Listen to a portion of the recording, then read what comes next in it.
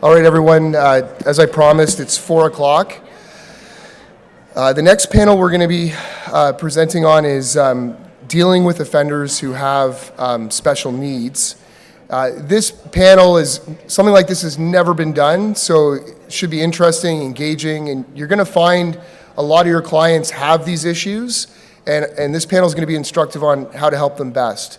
So Jeffrey Manishen is with Ross and McBride in Hamilton. He's been practicing since 1977. Mr. Manishen started as an assistant Crown attorney, and then luckily for us and his clients, switched over to the defense after about 8 years. He is committed to criminal law and education, and in fairness, this unique and what is going to be an amazing panel is his brainchild.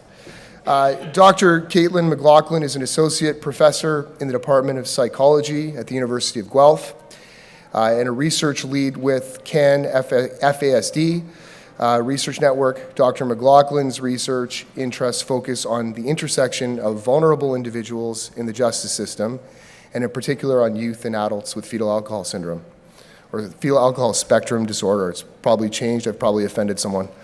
Mark Mahoney of Buffalo, New York is a longtime CLA member, past president of the NYS-ACDL, and past board member of the NACDL.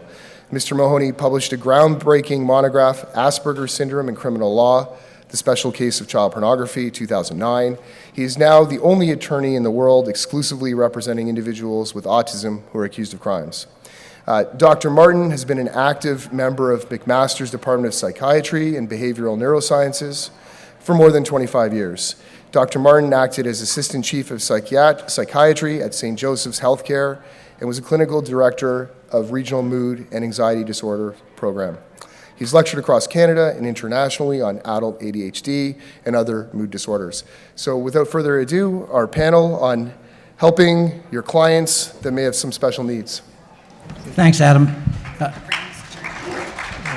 To give you an idea of the origin of the program, some years ago I was retained to represent a young man who had ADHD, had gone off his meds, and had stabbed his brother to death.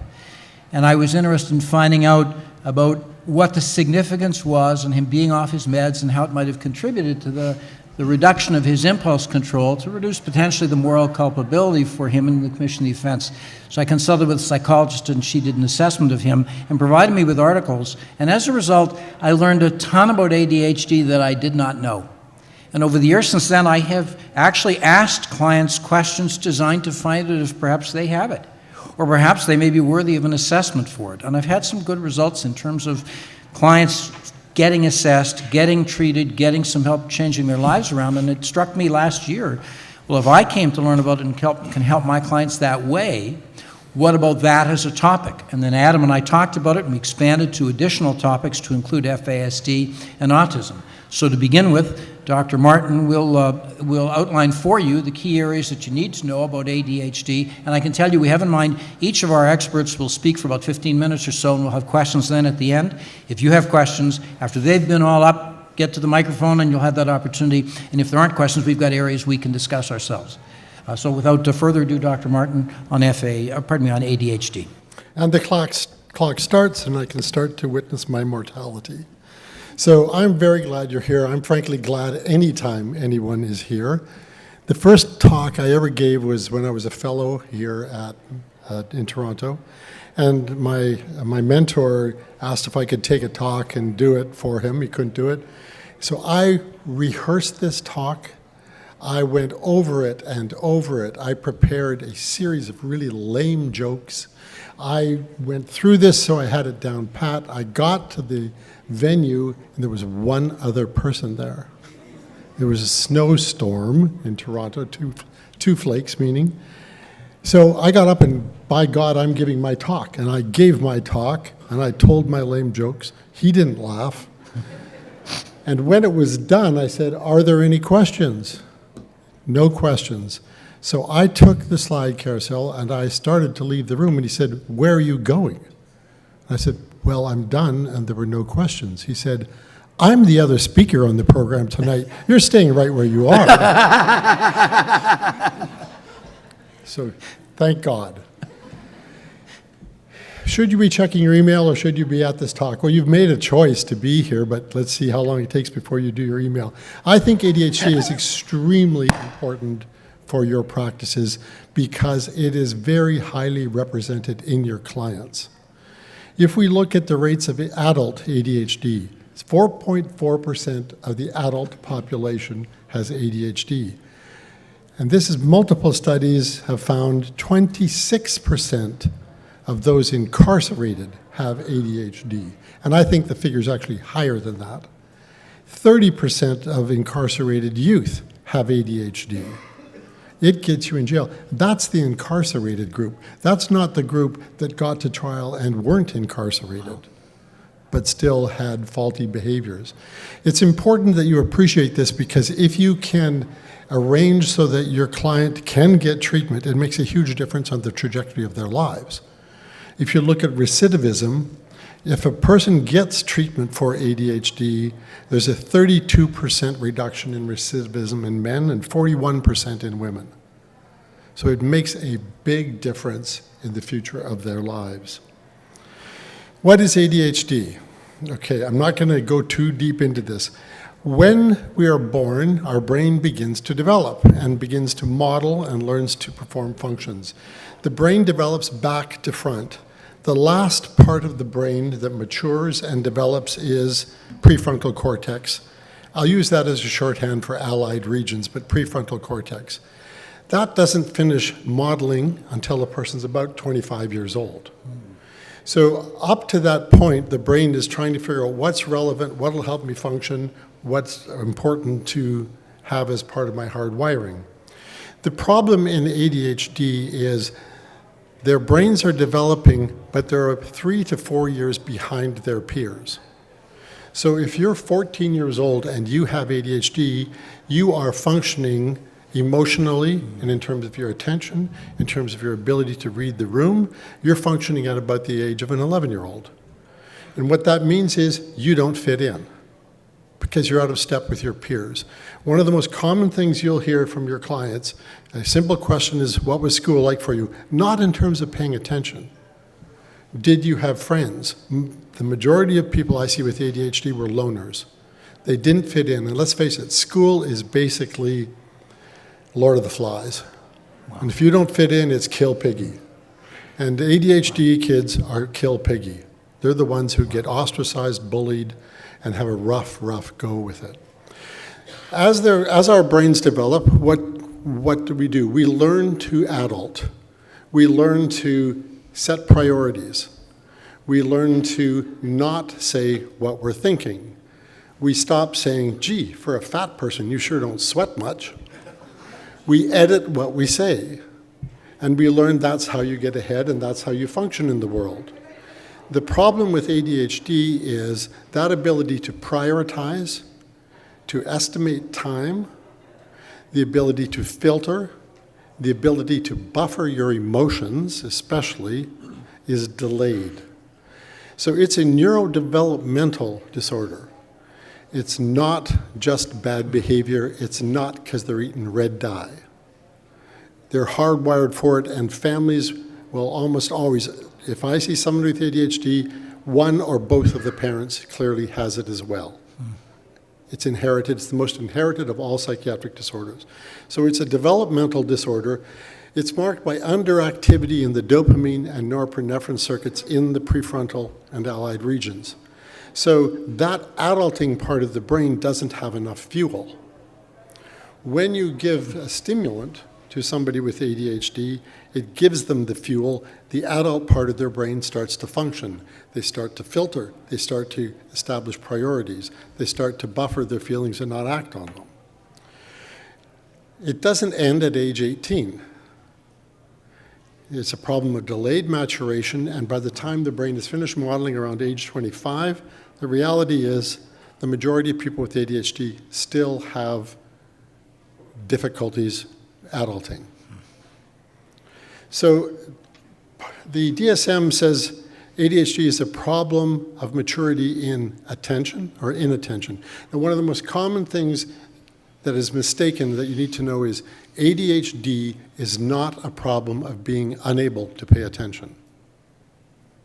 It's a problem of not being able to regulate your attention. If you are interested, you are getting stimulus from what you're doing, and you can absolutely hyperfocus. You can spend hours, witness gaming. You can spend hours absolutely focused because your brain is getting the stimulation it wants and needs. But if it's not interesting, you will not be able to pay attention. It has been called erectile dysfunction of the mind. Wow. That is, if you're not interested, it ain't gonna happen. No matter how much you think it might need to, it ain't gonna happen. It's an interest-driven brain. If interested, you're all in. If not interested, you can't focus. Your brain is looking around for something that's actually interesting. The hyperactivity is less of an issue, particularly in adults, so I'm not going to spend much time on that. No time. What gets people into trouble with the law, particularly, is the impulsivity. I saw a guy look like Hulk Hogan. I loved this guy, gentlest guy in the world, rap sheet as long as your arm.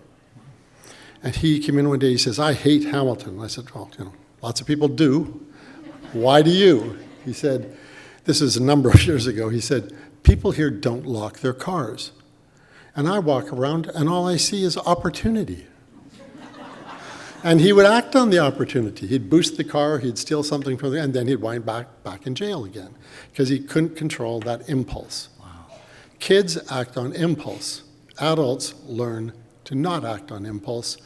Those with ADHD are too much impulse-driven.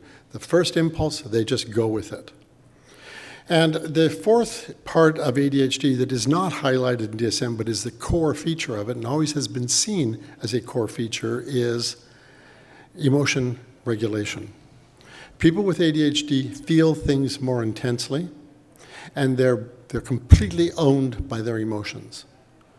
And that's fine if it's a positive emotion. But what really gets the brain overwhelmed is anger and rage. And when a person with ADHD, when we get angry, somebody cuts us off, our finger goes part way, and then we put it back, we need to get to work. If you have ADHD, the risk is you'll follow that car for 10 blocks honking at them because the anger explodes in your brain and owns you. When you come to, you feel very embarrassed for what you've done. But when that explosion of emotion happens, it owns you. And that's, I think, the central thing that gets people into trouble with the law is the impulse and emotion-driven action. I'm not going to go through all this. I just want to make a couple of points. The ADHD brain does not prioritize, and it has a constant input of information and demands. Our brains go, that doesn't need to be done now, this doesn't need to be done, I need to focus on this. Our brains do it automatically. The ADHD brain does not. The ADHD brain, everything is of equal importance, and it comes in a constant barrage, and it's unfiltered, and they don't automatically recognize what's important and what isn't. They get overwhelmed with anything that requires detail work. A, is boring, and they can't focus. The result is they don't fill in forms. They often don't open their mail. Priority would say if it's from CRA, you should probably open it. They don't. They don't file taxes because it's boring and takes too much detail. Often they won't have filed their taxes. They'll lock in on irrelevant details. Important for you to know is that people with ADHD are often really crappy historians. They don't file stuff away because they weren't completely present often when stuff happens. They were off in their thoughts. And when you ask them what happened, they tend to want to please you, and so they'll say what they think might have happened. But they made it up. I call it, they give a panic history. They're in the headlight, they'll make something up. And then later, they won't be able to remember that, and they'll give a different version, and you're going to think they're lying. They're misleading, but they're not lying intentional often. They just don't actually have a memory of it. So always make sure, do you actually have a clear memory of this? It's okay not to. But they can give very poor histories, not just with respect to the law, but anything. Again, big problem is impulsive. They don't have an automatic sense of what comes next, what the consequence is going to be. They just act. They act first, they think later, if at all. So what happens when you have an immature brain and you're out in the world acting on impulse with a poor sense of consequences? Well, you repeat a school. Teen pregnancy rates are through the roof for people with ADHD. And a footnote there, women with ADHD present very differently. Women with ADHD, for the most part, have anxious, distracted presentation. They don't tend to externalize, they tend to internalize and have a lot of anxiety. So the kind of stereotypes about the hyperactive boy in school or adult, that's more related to men. Women tend to present very differently. But substance abuse, more than double the non-ADHD population. Car accidents, 4 or 5 times. They don't pay attention. Arrested, you can see the rates are at least 4 or 5 times. Incarcerated, through the roof. That's what happens when you lead a life where you don't think about what you're doing. So you've got someone in your office, what are some clues that they might have ADHD? 1, they talk and talk and talk. You interrupt and they just talk over you and keep going. A colleague once said, you know, it's easy to have a conversation with someone who's a talker. All you have to do is blink once in a while. And that, if you realize that you're not getting anything back, they're not engaged, and they're talking, be thinking ADHD. If they have the hyperactivity, they're restless, the leg is shaking, they're doodling, they have trouble staying seated, they tend to be opinionated. I say what I think. How does that go when you tell your boss what you think of them? They're moody, they tend to be irritable, they swear a lot. Now, I know you're probably saying, like, this is every client I've got. Could you narrow it down a little bit? But what I'm saying is a huge portion of the clients you have ADHD. That's why you recognize this. They're disorganized. They don't get paperwork done because it's boring. When you're talking to them, you can see their eyes kind of drift off as they lose what you're saying. They stop paying attention. They have to ask you to repeat once, twice. They still don't get it. And then they forget what you've said, even if they can repeat it back. With all this constant barrage of unfiltered stimuli coming in, they get overwhelmed very easily, especially if there's something emotional in the context of what you're talking about. So if you have an impulse as you're talking to someone to say, if you're saying to yourself, oh, grow up, act your age, be thinking ADHD. If you're thinking, would you please just shut up, be thinking ADHD, because they tend to run with their mouths. If you think it might be there, a couple of simple questions. Have you ever been diagnosed with ADHD? Often they have, but there was no follow-up. You know, one of my patients, nice guy, his life was a complete mess. When he was so disturbed with ADHD when he was a kid that a teacher took Ritalin that was supposed to be for another kid and gave it to him. I said, how did it affect you? He said, it was great. I was calm. I could focus. His mother didn't believe in ADHD. His life was a tragedy. Have you ever been diagnosed with ADHD? Is there a family history of ADHD? And did you have difficulty in school? Not just paying attention again, getting stuff done. They always do stuff the night before or the morning of, if at all. But the key thing there is socializing. They tend to not fit in. If that's there and they still have problems with forgetfulness and attention, give them an ASRS. Now, there's one screening little question here. This is totally not anywhere, but it's really interesting. People with ADHD tend to have be very sensitive to sensory stimuli. About 40% of them will be unable to tolerate people eating around them. So ask them, out of the blue, just say, do you have trouble with people eating food around you? The best answer to that was a great woman from East Hamilton. And I said, do you have any trouble with people chewing food around you? And this was a virtual call. She takes the cigarette out of her mouth and she leans forward and she says, you chew food near me, I will cut you. And I'll take that as a yes. Good. Yeah. So they can't stand, and they cut labels out of their clothing. 2 more slides and I'll pull it out here. ASRS, it's a one-page form. If you give it to a client and members of their family, and they come back and they have 4 of those top 6 boxes ticked in the shaded area, more than 80% chance they have ADHD. Doesn't mean if they didn't tick 6 that they don't have it, but it's a very strong signal they have ADHD. You can get that from CADRA, best single site for ADHD. All the forms are there at CADRA, free to download, lots of information, lots of resources. CADRA is your one-stop shop when you're getting interested in ADHD. You can get a professional assessment, but don't send your client to any psychiatrist or any psychologist. Psychiatrists in a 5-year training program at McMaster get 1 2-hour session on the adult ADHD in their last year. They don't know anything about ADHD. And most psychologists also don't get any training in adult ADHD. You need to refer to somebody who has experience working with it. Only one comment on treatment. ADHD, they need to develop new skills. They need to learn how to organize a workspace so they can focus. They need to learn how to make time visible. And they need medications. That was my area. Stimulants are the most effective treatment we have in psychiatry. They have the highest effect size of any treatment in psychiatry, and it happens within 2 hours.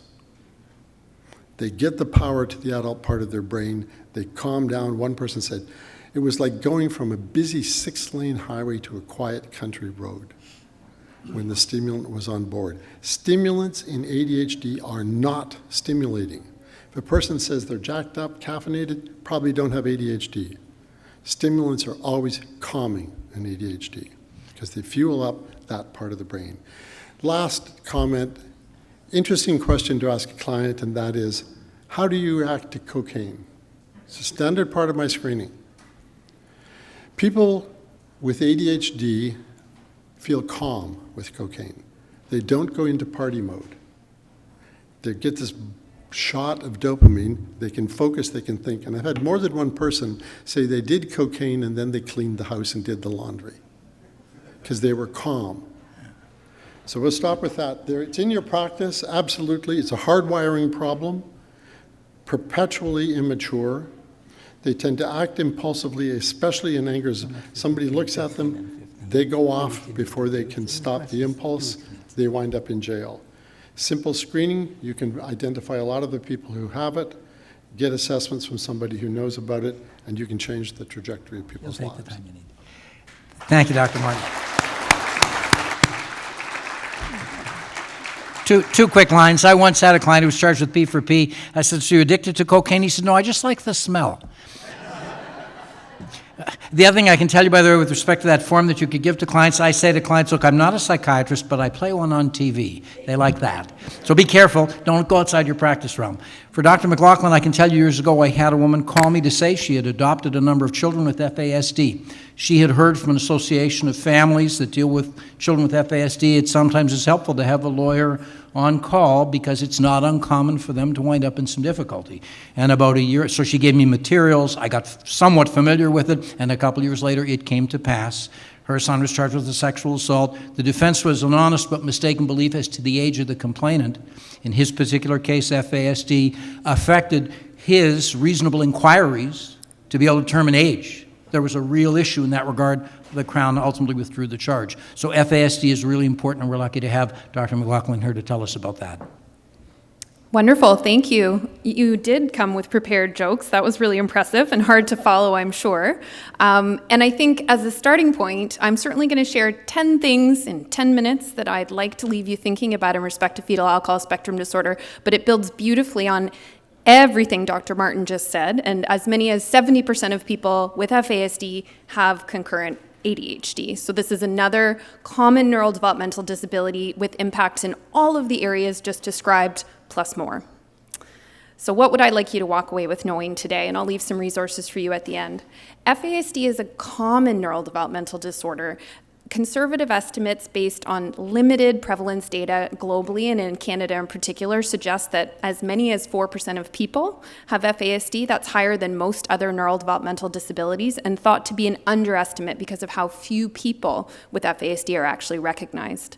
FASD is a lifelong disability that impacts the brain and body and functioning in most areas of people with prenatal alcohol exposure. And like everyone, each of us, each person with FASD is unique. You'll hear a lot of folks in the FASD community say if you've met one person with FASD, you've met one person with FASD. But what we know is that like everyone, they themselves have a unique profile of strengths as well as challenges that really need support to be able to reach their full potential and thrive. Another key message, some of us may have heard or wonder about whether rates of FASD are known to be, from an evidence-based perspective, higher in particular communities, particular populations. And that's a myth. The evidence doesn't support there being any genetic or biological increased susceptibility to the wide-ranging impacts of alcohol during pregnancy.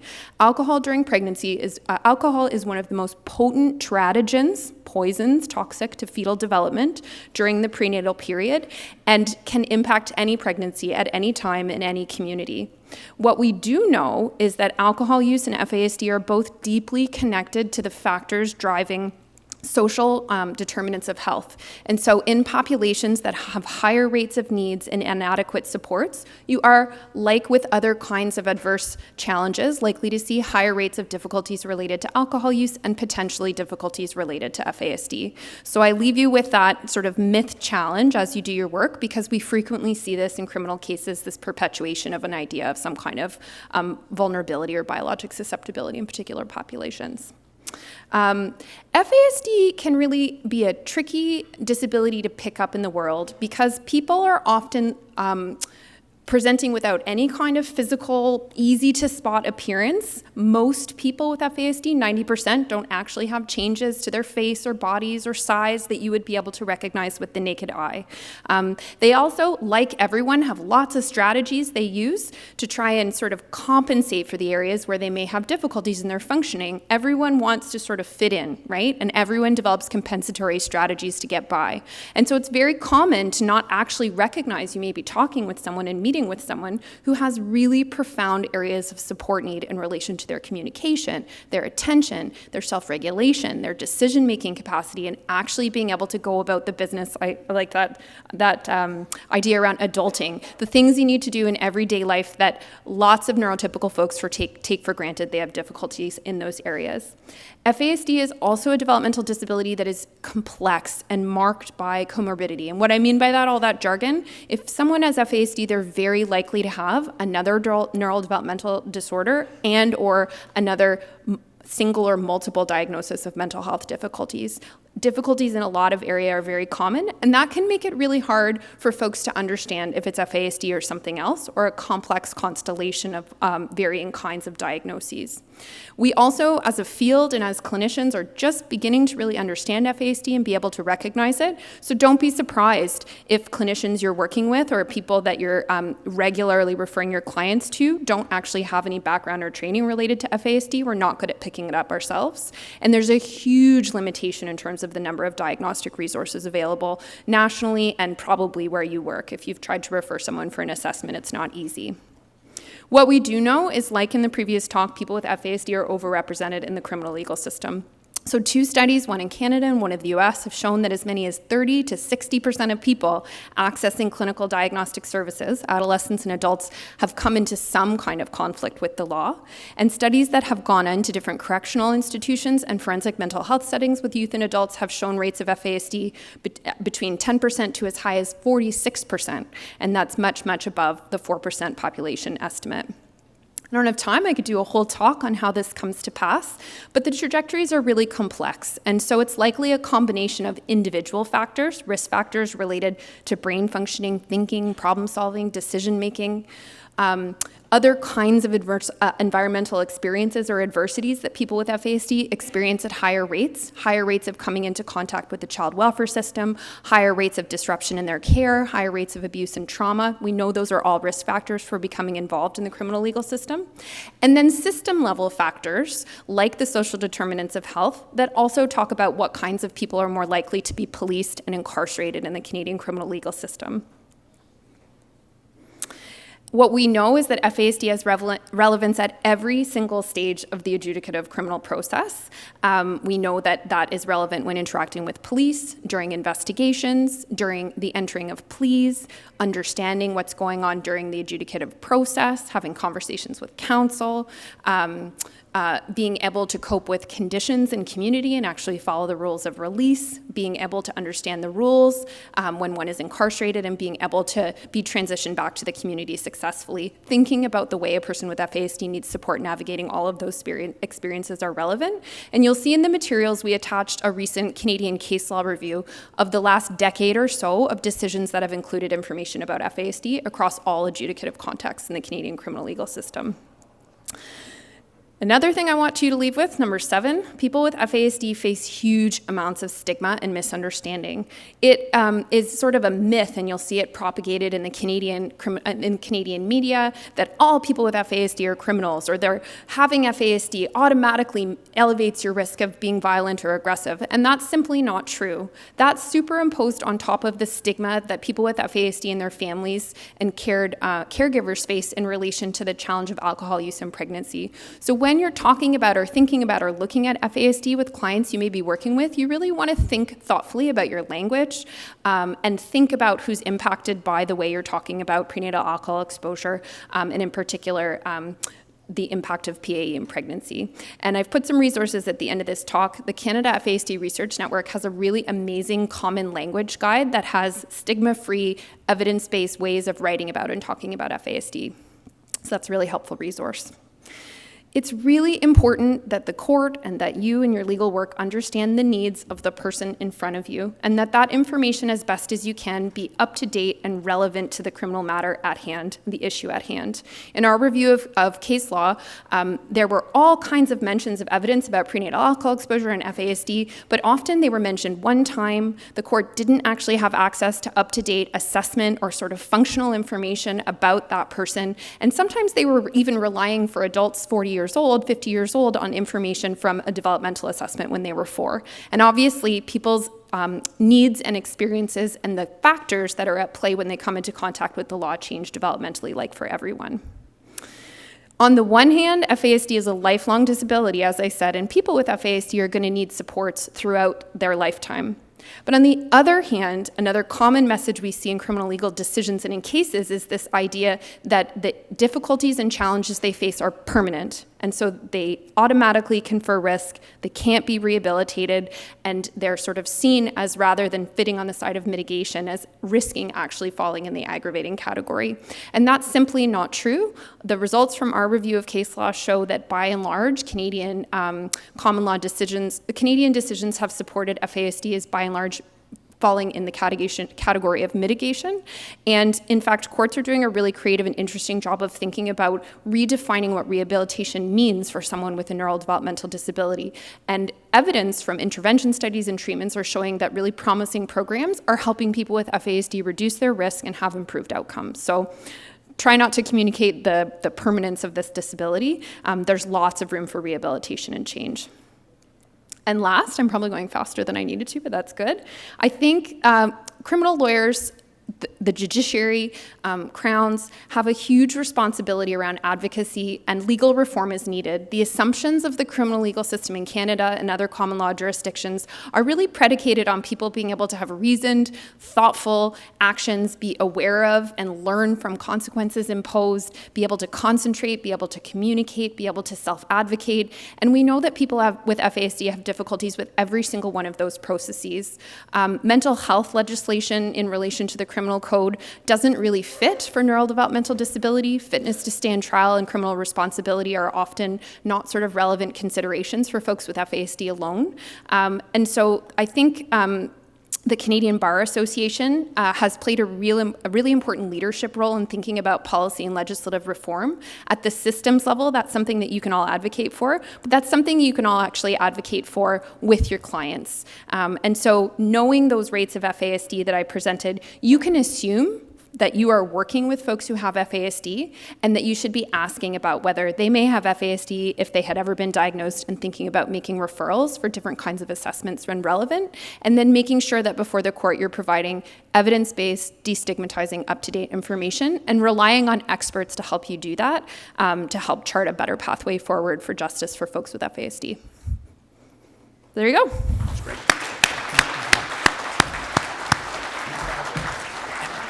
And I will commend to you, Dr. McLachlan was co-authored an article which was published in a number of locations, including the University of Guelph. And one of the tables appendixed to the article is an extensive chart on case law dealing with FASD in Canada. So you have it in the materials. In addition, I'll thank my 3 articling students who I've asked to research recent case law in the last number of years in each of these areas, and they've prepared for you kind of case law memos that'll help you in terms of additional resources. Our next speaker is Mark Mahoney. I met Mark many, many years ago, and I can't actually recall where. I can tell you that I don't think there's another American lawyer who's been a greater friend to the CLA than Mark. Mark is here at every conference. Mark is regularly resourced on the listserv. Mark is flat out brilliant. And some years ago, I learned about his focus on dealing with clients on the spectrum and thought when we were going to put together this panel, it was a great chance for Mark to have the opportunity to get to address everybody and for people to get to know him. And I'll give you one little known fact about Mark that I found out recently. I found out on good authority that if Matt Gaetz does not get confirmed by the Senate, Trump is going to be tapping Mark to be the Attorney General. I'm telling you that. It's off the record. He'll deny it. If you ask him, he'll deny it, but that's what I've heard, so there is some hope. So Mark, it's all yours. No, it's true. Elon called me and asked me if I'd be willing to do it, since he's my autistic client, so. And of course, Donald has a son who's autistic, and so we got the country run by, well, never mind. So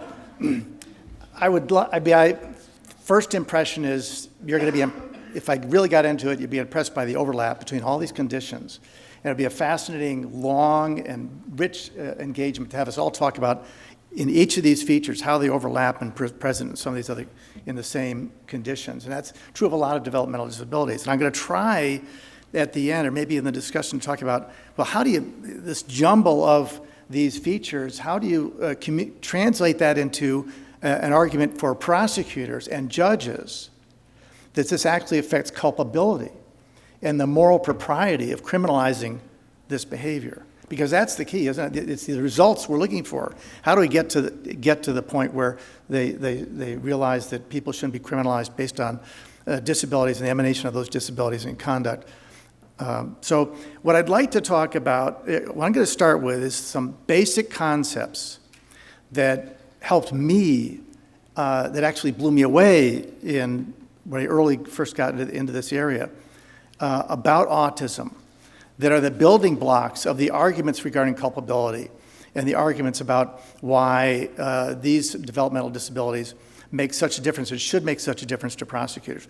So we look at a picture of, but the problem is we're dealing with different minds. Simon Baron-Cohen, who's written a lot of stuff in this area, has 3 volumes of essays he's edited on the topic of understanding other minds. And we are tasked in these kinds of cases to try and deal with how do we understand the way the mind of this person works, because it's different than the way our minds work. But we don't understand how our minds work. We see a red apple, we see an apple, we say that's a red apple.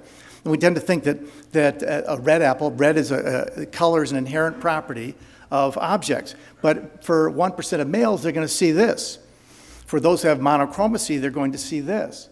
And then we realize from our understanding of science, from like eighth year or whatever, that objects don't have color, but our brain reads light frequencies that reflect in these objects and paints the color to them. But if our brains are different, we see different colors.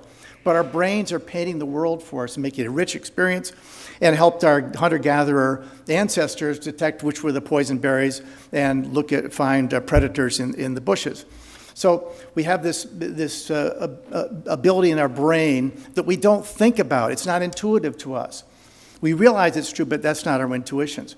Charles Gross was, in 1965, was a biologist and psychologist at Harvard. He was doing research in the monkey brains, looking at a single-cell probe, looking to see what the functions were of different areas of the brain. And he was taking a look at an area of cells that had to do with vision and memory, and he found some cells that he was testing out, showing pictures to the monkeys, pictures of faces, monkey faces, hands, scattered objects.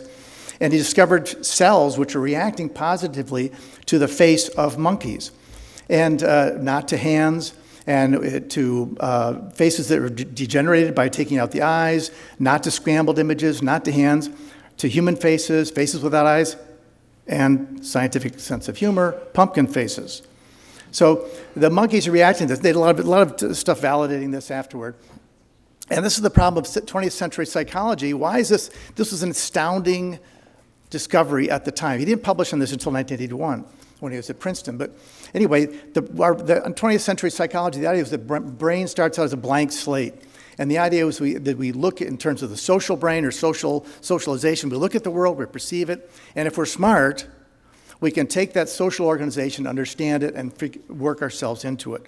And so, but we now see from what Charles Gross did that there's, and they did in the monkey brain, there are social components or modules in the brain.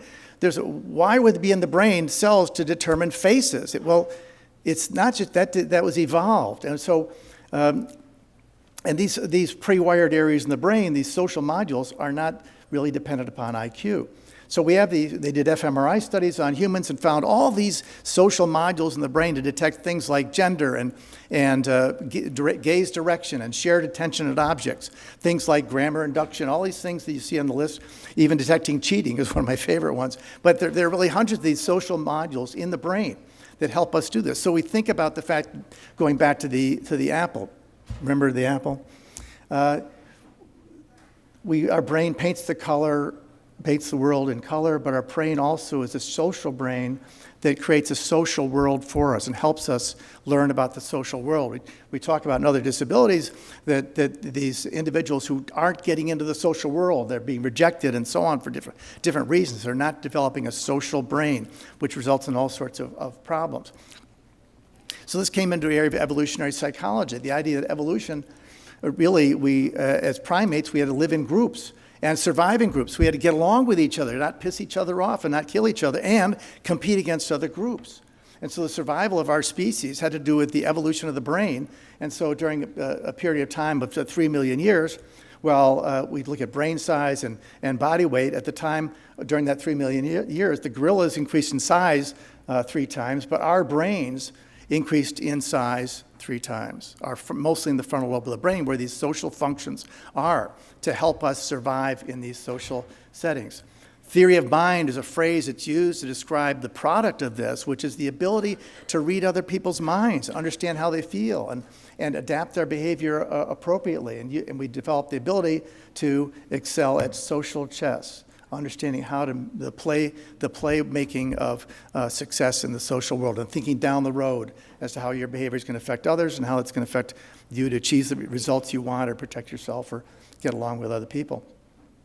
So coming to autism, people studying autism, and of course Baron Cohen's book on mind blindness, which I pointed to before, was an investigation at autism, investigation into theory of mind, that theory of mind reading skill.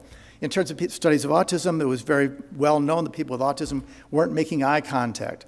And so at Yale, at the Yale Child Study Center back in the early 2000s, they used eye tracking studies to investigate this. What are they, if they're not looking at the eyes, what are they looking at, and what is the value of looking at the eyes? So this is a scene from Who's Afraid of Virginia Woolf, was shown to a group of adolescents, half with autism, half without. Really wasn't very nice at all. Daddy knows how to run things. He's a remarkable man. You bet your sweet life. Let me tell you a secret, baby. There are easier things in this world if you happen to be teaching at a university. There are easier things than being married to the daughter of the president of that university. There are easier things in this world. So what do the autistic people look at? What do the typically developed individuals look at? The yellow is typically developed or neurotypical individuals. And they go from Elizabeth Taylor, who'd been sort of flirting with George Segal, and their eye gaze goes from her eyes to George Segal's eyes to Richard Burton's eyes, and it goes around and around and around. Why? Because that's where the action is. That's what's happening in this film. It's the emotional and the thoughts. What are these people thinking? And it's a very emotional movie and so on. What are the people with autism doing? They look at George Segal's mouth and then over toward Elizabeth Taylor. They are missing the social elements in that scene. And this isn't a decision by them. This is the brain directing that gaze. And this reflects, consider what that means for a person who, at this point, adolescence, had an entire life of in social settings and not seeing the social elements and learning from that social interaction. We learn from looking at people. Babies in infancy are highly vulnerable, and yet even before they can talk, they learn through eye gaze and eye contact to direct the attention of their caregivers. They learn from what other people say and do when they're pointing at objects or looking at objects. They learn not only that somebody's pointing at an object, but what that object means to that person. So they develop a world, an understanding of the meanings of things in the world, and an understanding of interpersonal connection. And from that, we look at the world in social situations as we get older. We develop the ability to understand imagining the future. We go through pretend play with other children. We learn how social groups work, how the world works, social chess. But in autism, it's different. The autistic brain is different. On the left is the brain of Temple Grandin. This is high-definition fiber tracking, and it shows the neural pathways that are used in the processing of information, and the pathways are very scattered in the autistic brain. There's a lot of other neuroimaging studies which show the differences in the brains, but the problem is it disrupts, this is a disruption of those social modules, those hundreds of them, that allow us to easily learn about the social world through social interaction. And those are disrupted. And what happens is those areas of the brain slow down the massive, there's a lot of information that comes to us when we look at somebody else's face and at their body language. It's voluminous and it comes very rapidly. And if you're not keeping in time with it, it gets very confusing. So the brain, with the autistic individuals, directs the gaze away from that confusing area and looks somewhere else, sometimes at objects, sometimes autistic individuals. If you talk to them, they'll say, well, you were looking at me. Well, I was looking at your forehead, or I was looking at your nose, but typically they're looking at the mouth or at other objects, and they're not learning from social interaction.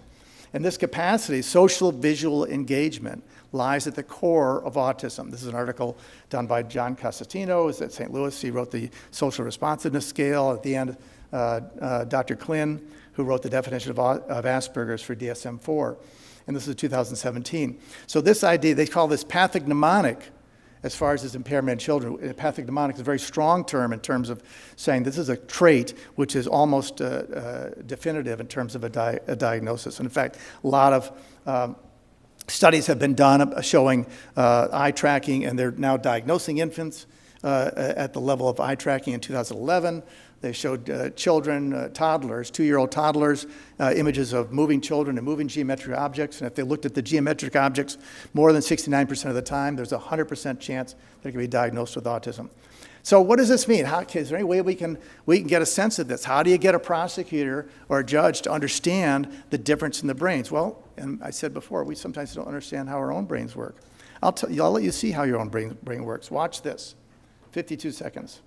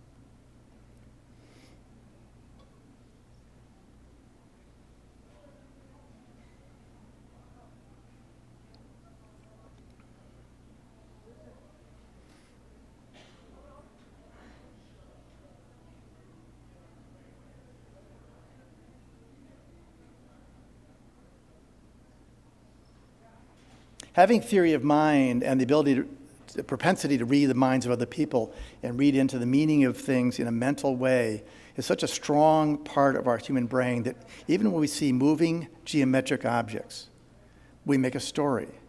It reflects something about our personal experience. We see relationships. We see emotions. This is a typical response by a typically developed 14-year-old with average IQ. This is a story. Makes it a bully. It might be self-referential. Emotions, power relationships, challenges, jealousy, even attributing conversation, anthropomorphization of geometric objects. These are geometric objects moving around, and we cannot resist in our brains making a story out of it. This is a typical response from an autistic child, equivalent age and IQ.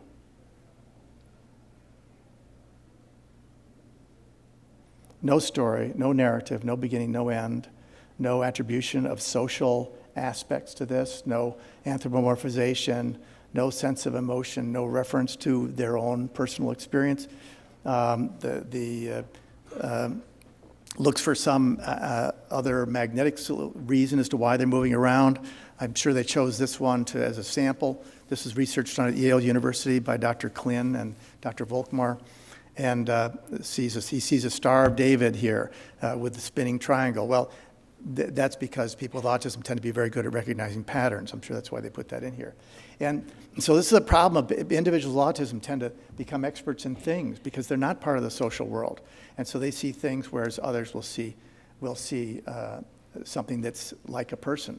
So this is this problem of mind blindness. And this is what we need to think about, what we need to get prosecutors and judges and probation officers and police officers to understand. Imagine what it would be like if you grew up without that ability to see the social in the world, either in humans talking and even in transposing that into the objects we see in the world. And so it's a catastrophic loss in terms of their lives, but that is their life.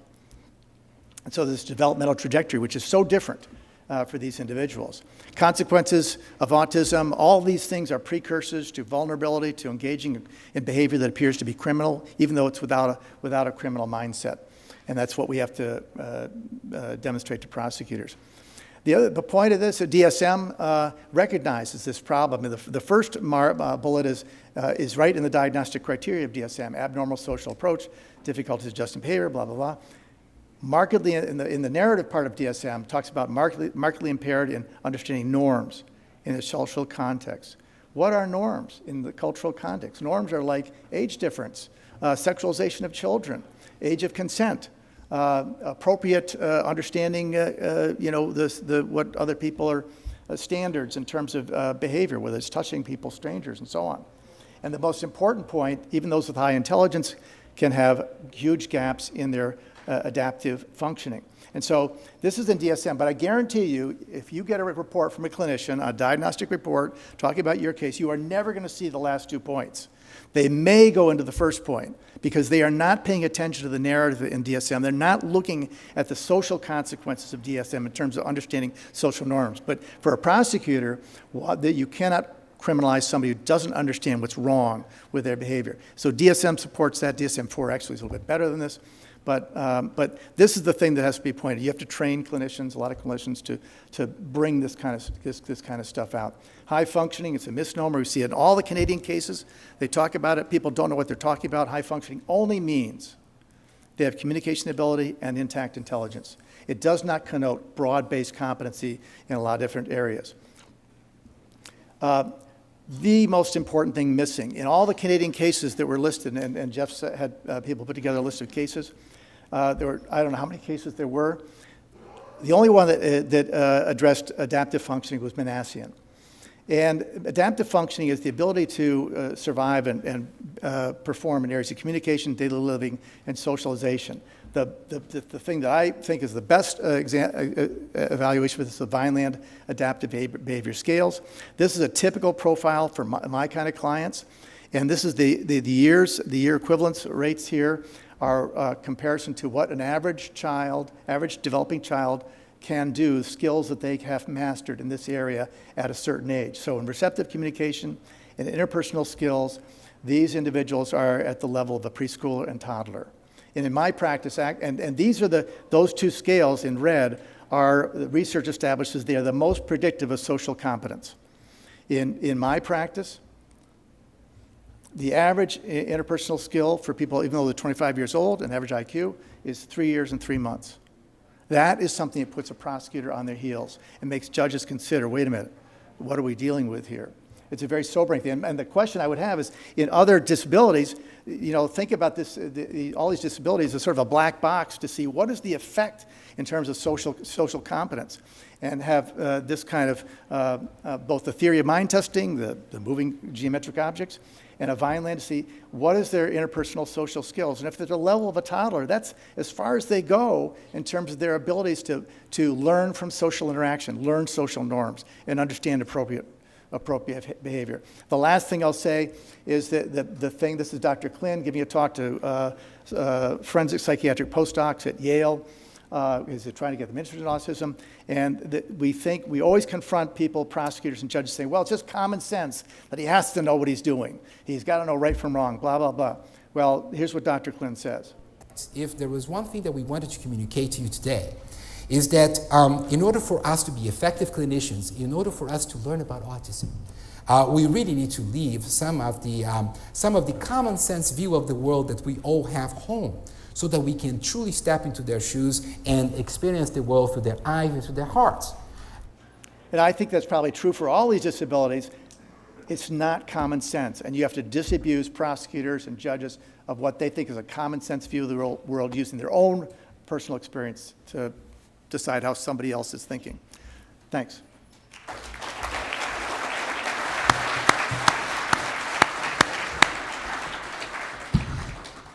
So I don't see that anybody has questions, so I have two that I think in the time we have available might be particularly relevant. Number one, for each of the panelists, I believe we all can identify the importance of ensuring that the client is giving you informed decisions, and you need to get proper instructions from them. If we're dealing with clients with these particular needs or conditions, have you got suggestions you can offer to us to ensure that we're doing everything we can, such that anything the client is going to be instructing us on, they are informed and they are meaningful instructions? I would say two sort of somewhat competing principles. Number one, in my practice, the parents have to be part of the defense team. And they have to know everything and to explain things to their child. And I mean a child who's 50 or a child who's 19. But there's the other side. There's this concept in disabilities of assisted decision-making, too. So does assisted decision-making help them become competent? I don't think so. But I do think that if you take somebody who has interpersonal social skills of a 3-year-old, they are not getting what you are telling them. Their receptive language is 6 years old. They are not getting what you're telling them. So you have to learn to have feedback from them as far as, okay, now what did I just tell you? And what does that mean? You cannot, because they will all, we talked about masking, they'll nod their head, they want to get by, they'll nod their head and say, and you think that they're with you. They are not with you. Yeah, I would say two really practical strategies that might be very helpful. One, include another cared advocate in the conversation should that person wish, because they may also know that individual really well and be able to give a cue and stop and say, did you understand that? Like they will know the person that they love and are caring for best. And second, do not ask any closed-ended questions. Don't ask a question that ends in yes or no. Just ask them to repeat their understanding and explain what you've just talked about in their own words, and then you're going to get a genuine sense of what they actually understand. In FASD, folks are often legally competent. That bar we know in Canadian law and in common law is really, depending on how you want to talk about it, conservative, but that doesn't mean you're not going to have really significant gaps in communication and instruction, and those are two really helpful strategies for being able to check and follow, with all the free hours and hours and hours of time that you have to do that in. So advocacy around resources so that you have the time to do that with care is a third point that's really important. I got nothing. Okay. We have a question? Thank you. Two questions for Mark, one of which is criminal law related and the other isn't. during the trial of, I think it's Mark Manishen was his name, the guy who drove the van and killed all those people. Sure. You know, there was a lot in that trial about autism, and I think they tried to run it as a defense even. But the relationship between autism and the incel movement, if you have any comments on that, and then I'm going to ask you to comment on one other thing. One of the things I do when I'm not lawyering is Brazilian Jiu-Jitsu.